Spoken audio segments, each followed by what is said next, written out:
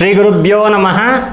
ಹರಿ ಓಂ. ಗುರುಬ್ರಹ್ಮ ಗುರುವಿಷ್ಣು ಗುರುದೇವೋ ಮಹೇಶ್ವರ, ಗುರು ಸಾಕ್ಷಾತ್ ಪರಬ್ರಹ್ಮ, ತಸ್ಮೈ ಶ್ರೀ ಗುರುವೇ ನಮಃ.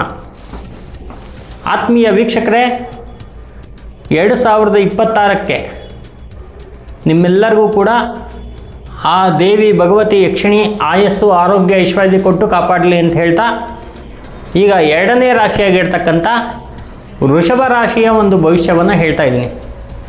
ಏನು ಈ 2026 ಪ್ರಾರಂಭ ಆಗಿದೆ, ಒಂದು ವಿಶೇಷವಾಗಿರ್ತಕ್ಕಂಥ ಶುಭ ವರ್ಷ ಆಗಿರುತ್ತೆ ಇದು. ಇದರಲ್ಲಿ ಗ್ರಹಗಳಲ್ಲಿ ಅತೀ ಒಂದು ವಿಶೇಷವಾಗಿರ್ತಕ್ಕಂಥ ಫಲಗಳು ಕೆಲವು ರಾಶಿಗಳಿಗೆ ಬರುತ್ತೆ, ಕೆಲವು ರಾಶಿಗೆ ಮಧ್ಯಮ ಫಲ ಬರುತ್ತೆ, ಕೆಲವು ರಾಶಿಗಳಿಗೆ ಅಶುಭ ಫಲ ಬರುತ್ತೆ. ಹಾಗಾಗಿ ಇದರಲ್ಲಿ ವಿಶೇಷವಾಗಿರ್ತಕ್ಕಂಥ ಶುಭ ಫಲದ ರಾಶಿಗಳು ಯಾವುದು ಅನ್ನೋದ್ರ ಬಗ್ಗೆ ಇವತ್ತು ನಾನು ನಿಮಗೆ ವಿವರಣೆಯನ್ನು ಕೊಡ್ತಾ ಇದ್ದೀನಿ. 12 ರಾಶಿಗಳಲ್ಲಿ ಮೇಷದಿಂದ ಮೀನದವರೆಗೆ, ನಕ್ಷತ್ರಗಳಲ್ಲಿ ಅಶ್ವಿನಿಯಿಂದ ರೇವತಿಯವರೆಗೆ, ಆ ಬಚಕ್ರ ಅಂತ ಹೇಳಿದ್ರೆ ನಮ್ಮ ಒಂದು ವಿಶೇಷವಾಗಿರ್ತಕ್ಕಂಥ ಆ ಮಂಡಲ ಭೂಮಂಡಲದಲ್ಲಿ ಇರುವಂತಹ ಎಲ್ಲ ಜೀವಿಗಳಲ್ಲಿ ಇರುವಂತಹ ರಾಶಿಗಳಿಗೆ ಸಂಬಂಧಪಟ್ಟಿರ್ತಕ್ಕಂಥ ಭವಿಷ್ಯ ಇದು. ಅದರಲ್ಲಿ ವೃಷಭ ರಾಶಿಯಲ್ಲಿ ಹುಟ್ಟಿದವರಿಗೆ ಏನು ಫಲ ಅಂತಕ್ಕಂಥದ್ದು ಈ ಒಂದು ಚಾನಲ್ನಲ್ಲಿ ವಿಶೇಷವಾಗಿ ನಿಮಗೆ ನಾವು ತಿಳಿಸ್ತಾ ಇದ್ದೀವಿ. ರಾಶಿಗಳಲ್ಲಿ ವೃಷಭ ರಾಶಿ ವೃಷಭ ಲಗ್ನದವರಿಗೆ ಈ ಒಂದು ಫಲ ಅನ್ವಯ ಆಗುತ್ತೆ. ನಿಮ್ಮ ರಾಶಿಗೆ ಗುರು ವಿಶೇಷವಾಗಿ 2ರಿಂದ 3ನೇ ಮನೆಗೆ ಸಂಚಾರ ಮಾಡ್ತಾ ಇದ್ದಾನೆ, ಶನಿ 11ನೇ ಮನೆಯಲ್ಲಿ ಇರ್ತಾನೆ, ಮತ್ತು ರಾಹು 10ರಿಂದ 9ನೇ ಮನೆಗೆ, ಕೇತು 4ರಿಂದ 3ನೇ ಮನೆಗೆ ಸಂಚಾರ ಮಾಡ್ತಾ ಇದ್ದಾನೆ. ಈ ಗುರು ಶನಿ ಸಂಚಾರದಿಂದ ಅದ್ಭುತ ಬದಲಾವಣೆಗಳು ನಡೆಯುತ್ತೆ. ಇನ್ನು ರಾಹು ಕೇತುವಿನಲ್ಲಿ ಒಂದು ವಿಶೇಷವಾಗಿರ್ತಕ್ಕಂಥ ಒಂದು ಎನರ್ಜಿ ಇರೋದರಿಂದ ನಿಮ್ಮ ಒಂದು ರಾಶಿ ಮಂಡಲದಲ್ಲಿ ಈ ವೃಷಭ ರಾಶಿಯವರಿಗೆ ಸ್ಪೆಷಲ್ಲಾಗಿ ಏನು ವಿಚಾರಗಳು ಇರುತ್ತೆ ಅಂತಕ್ಕಂಥ ವಿಚಾರವನ್ನು ನಾನು ಹೇಳೋಕ್ಕೆ ಹೊರಟಿದ್ದೀನಿ. ವೃಷಭ ರಾಶಿಯವರಿಗೆ ಈ ವರ್ಷ ಅತ್ಯಂತ ಶುಭ ಫಲ ಕೊಡುವಂಥ ವರ್ಷ ಆಗಿರುತ್ತೆ. ಆದರೆ ಇದರಲ್ಲಿ ಕೆಲವು ಪಾಯಿಂಟ್ಸ್ಗಳನ್ನ ನೀವು ನೋಡ್ಕೋಬೇಕಾಗುತ್ತೆ. ಯಾವ ಥರ ಶುಭ? ಒಂದು ವಿಶೇಷವಾಗಿ ಆರೋಗ್ಯಕ್ಕೆ ಸಂಬಂಧಪಟ್ಟಿರ್ತಕ್ಕಂಥ ಒಂದು ಸಿಹಿ ಸುದ್ದಿ ಈ ವರ್ಷ ನಿಮಗೆ ಕೊಡೋಕ್ಕೆ ನಾನು ಹೊರಟಿದ್ದೀನಿ. ಆರೋಗ್ಯದಲ್ಲಿ ನಿಮಗೆ ವಿಶೇಷವಾಗಿರ್ತಕ್ಕಂಥ ಶುಭ ಫಲಗಳು ಬರುತ್ತೆ, ಆರೋಗ್ಯ ಸುಧಾರಿಸುತ್ತೆ. ಆರೋಗ್ಯದಲ್ಲಿ ಅತಿ ಒಂದು ವಿಶೇಷವಾಗಿರ್ತಕ್ಕಂಥ ಅಭಿವೃದ್ಧಿ ಆಗುವಂಥದ್ದು ಇರುತ್ತೆ. ಯಾವ ಥರ ಅಭಿವೃದ್ಧಿ ಅಂದರೆ, ನೀವು ಹಣಕ್ಕೆ ಸಂಬಂಧಪಟ್ಟಿರ್ತಕ್ಕಂಥ ಅಭಿವೃದ್ಧಿ ಎಲ್ಲ ಹೇಳ್ತಾ ಇರ್ತಾರೆ. ಆರೋಗ್ಯದಲ್ಲಿ ಯಾವ ಥರ ಅಭಿವೃದ್ಧಿ ಆಗುತ್ತೆ ಅಂದರೆ, ನೀವು ತೀರ ತೊಂದರೆಯಲ್ಲಿ ಇರುವಂತಹ ನಿಮ್ಮ ಆರೋಗ್ಯ ಒಳ್ಳೆಯ ಒಂದು ಪರಿಸರಕ್ಕೆ ಬಂದು, ಒಳ್ಳೆಯ ಒಂದು ವಾತಾವರಣಕ್ಕೆ ಬಂದು ಅಲ್ಲಿ ನಿಮಗೆ ಅನುಕೂಲವಾಗುವಂತಹ ಸ್ಥಿತಿ ಈ 2026ರಲ್ಲಿ ಇರುತ್ತೆ.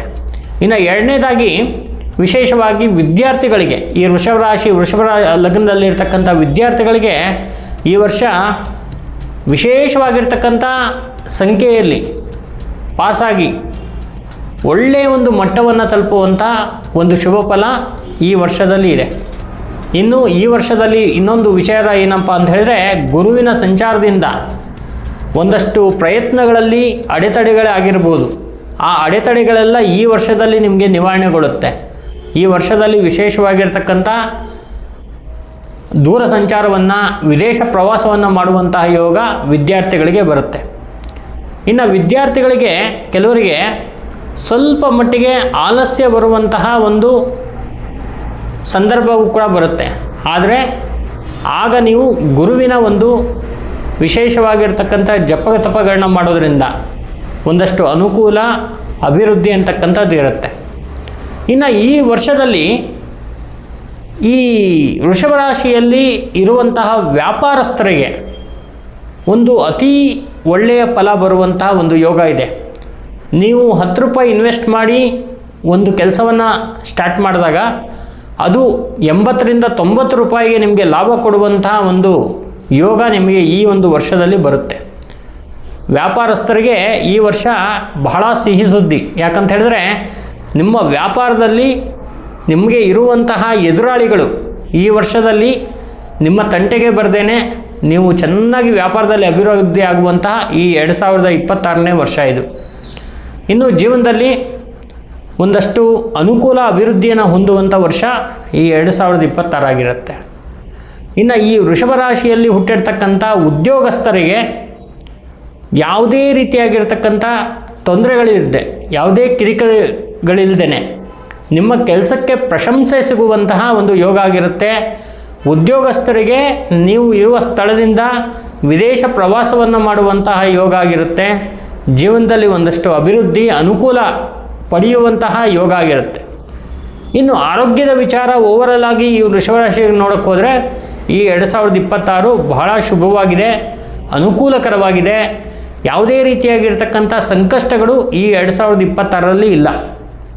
ಹಾಗಾಗಿ ಈ ಕೃತಿಕಾ, ರೋಹಿಣಿ, ಮೃಗಶಿರ ನಕ್ಷತ್ರದಲ್ಲಿ ಹುಟ್ಟಿರ್ತಕ್ಕಂಥ ವೃಷಭ ರಾಶಿಯವರು ಶ್ರೀಮನ್ ನಾರಾಯಣನಿಗೆ ಸಂಬಂಧಪಟ್ಟಿರ್ತಕ್ಕಂಥ ಓಂ ನಮೋ ಭಗವತೆ ವಾಸುದೇವಾಯ ನಮಃ ಅಂತಕ್ಕಂಥ ಅಷ್ಟಾಕ್ಷರಿ ಮತ್ತು ಮಹಾಲಕ್ಷ್ಮಿಯ ಒಂದು ಗಾಯತ್ರಿ ಮಂತ್ರವನ್ನು ಜಪ ಮಾಡೋದ್ರಿಂದ ಇರುವಂಥ ಸಮಸ್ಯೆಗಳು ಕ್ಲಿಯರ್ ಆಗುತ್ತೆ.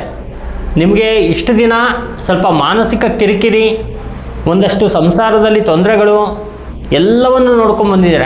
ಆದರೆ ಈ ವರ್ಷದ ಸಂಕ್ರಾಂತಿಯ ನಂತರ ಅವೆಲ್ಲವೂ ಬಗೆಹರಿದು ನೀವು ಆಸ್ತಿ ಖರೀದಿ ಮಾಡುವಂಥದ್ದು, ಭೂಮಿಗೆ ಸಂಬಂಧಪಟ್ಟಿರ್ತಕ್ಕಂಥ ಲಾಭವನ್ನು ತಗೊಳ್ಳುವಂಥದ್ದು, ಇಂಥ ಎಲ್ಲ ವಿಚಾರಗಳಲ್ಲಿ ನೀವೊಂದು ಒಳ್ಳೆಯ ಒಂದು ಅಭಿವೃದ್ಧಿಯನ್ನು ಪಡಿತೀರ.